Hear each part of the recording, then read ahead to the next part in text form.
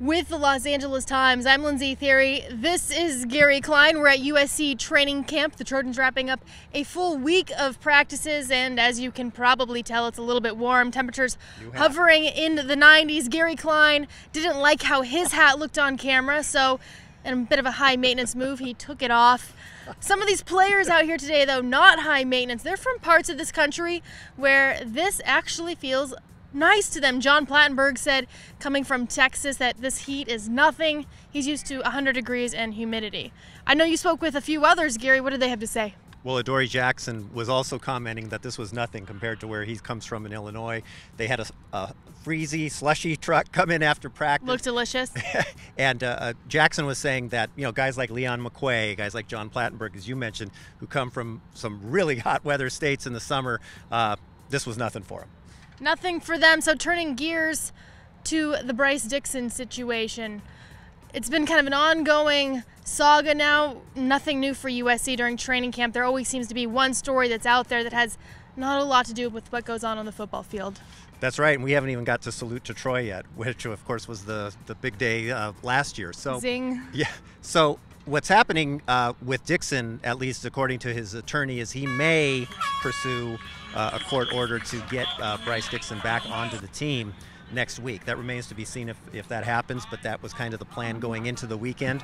At this point, Dixon can re-enroll at USC. His scholarship is restored, but as the school had announced last week, they are not going to let him represent the school as a student athlete, so we'll see what happens with that.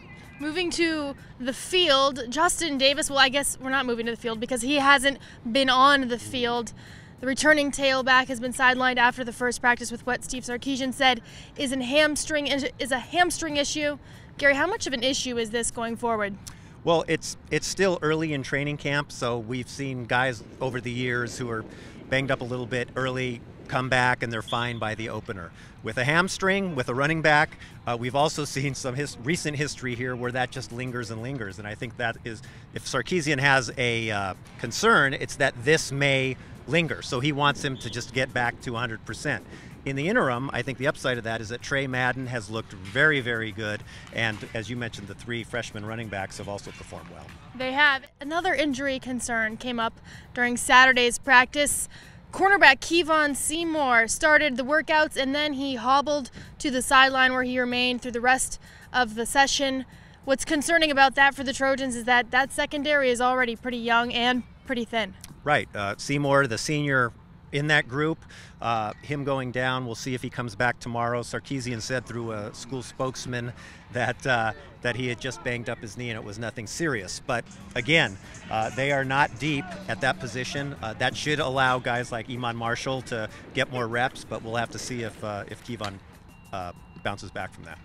And as Gary mentioned, that was said through a school spokesman because Steve Sarkisian wasn't available to the media today. He got a day off. Yeah, he did. I know. It can be pretty taxing talking to us, I'm sure, every day, but he was not available. I think it's awesome talking to us, but that's just me. All right, that will do it for this USC Now progress report on the Trojans.